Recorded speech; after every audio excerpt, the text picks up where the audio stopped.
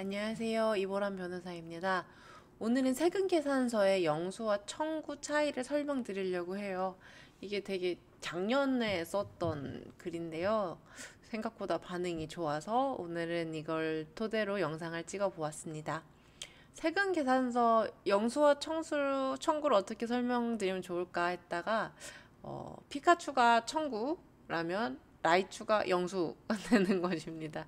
즉 업그레이드 됐다라는 거죠. 그래서 왜 이렇게 설명드렸는지 차차 말씀드릴게요.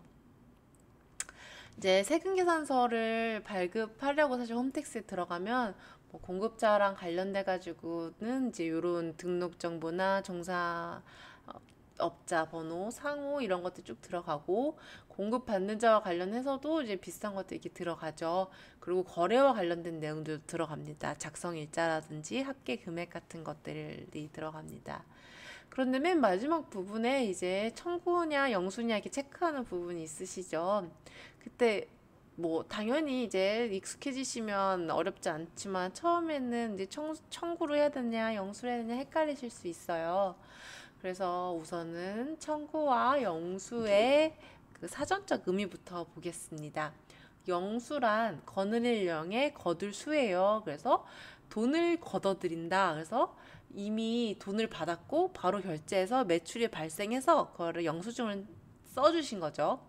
그리고 청구라는 거는 돈을 달라고 할 권리가 있다라는 거예요. 그래서 이게 외상 거래를 했다라고 하는 건데 이제 법적에서는 이제 청구라는 말을 이제 훨씬 더 많이 합니다. 그래서 나는 돈을 받을 권리, 이게 사실 채권인 거죠.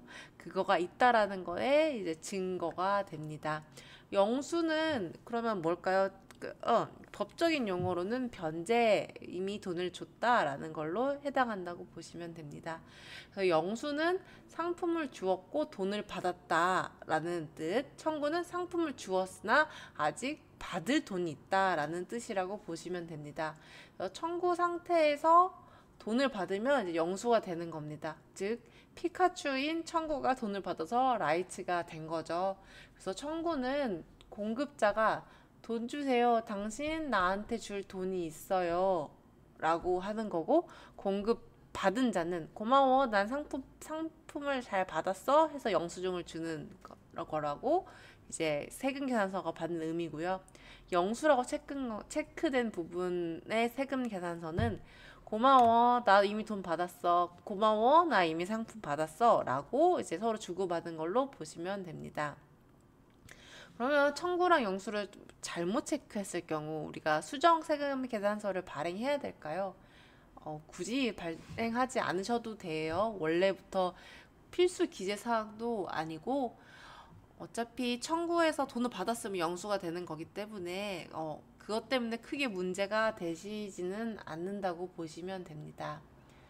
그러면 이제 그럼에도 불구하고 영수와 청구의 차이는 무엇일까요?